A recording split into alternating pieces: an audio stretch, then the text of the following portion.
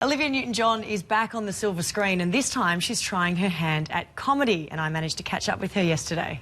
You're about to gamble your whole life on a guy you don't even know. David, this is my mum, Barbara. What made you decide to get involved with this film? I read it on the plane flying over here one time and just laughed my head off and thought, I've got to be a part of this movie because the script was so funny. Welcome to Australia. There she is. There's me.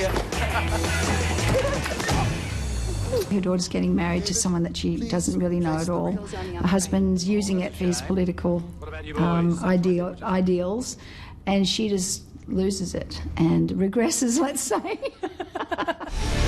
It's not too late to elope. This wedding is important, so I need everyone to behave. You were just in LA on Friday, and was it nice to catch up with some Australians as part of G'day USA? Yes, because I've been there since the very first one, so I went to the Qantas event and managed to see some old mates, and it was wonderful, yeah. I heard that there may have been some negotiations about a CD with John Travolta. Oh, my goodness. How does news get around? We're talking about something, but it's supposed to be, like, secret, but we'll see what happens, yeah. Come on, give us the scoop. Have the negotiations gone any further? Not yet. And how's Chloe going? She's great. Yeah, she's wonderful. She's engaged and really happy and working on her music. She's, you know, I guess all too familiar with the scrutiny of Hollywood as you are. What's it like dealing with that as a mum instead of you being the subject of that scrutiny? Well, you know, I'm not living there now. I live in Florida, so I'm not kind of in the day-to-day. I don't really keep up with it like I used to because it was always under my nose. So I'm really enjoying living away from it, truthfully.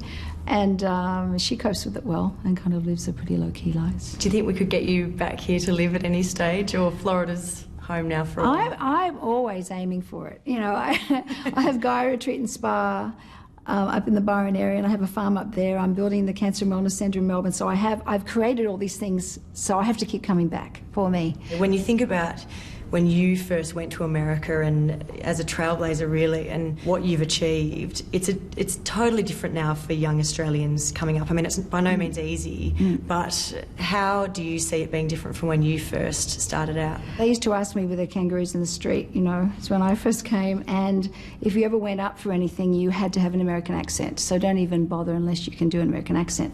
Now, I mean, the kids are telling me, Rebel was telling me that she auditioned for something with an American accent, and they asked her to please be Australian. So it's so changed. When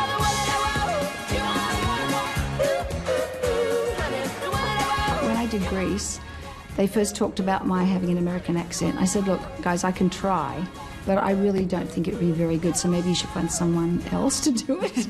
And they rewrote me as an Aussie. It's hard to imagine Greece without you, so imagine if they went down that other path. It would have been terrible. Well, I wouldn't be here now, I guess. Yeah, exactly.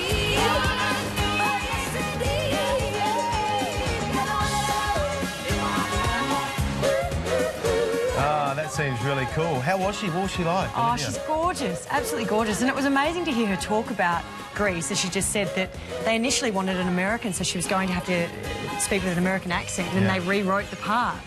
So just imagine to get her in. Olivia Newton-John not in Greece. No, or with an American accent. Yeah. And there's a soundtrack out as well for that new flick, A Few Best Men. That's coming out on January 20, but A Few Best Men is in cinemas on Australia Day, January 26. A good Aussie film. Good stuff.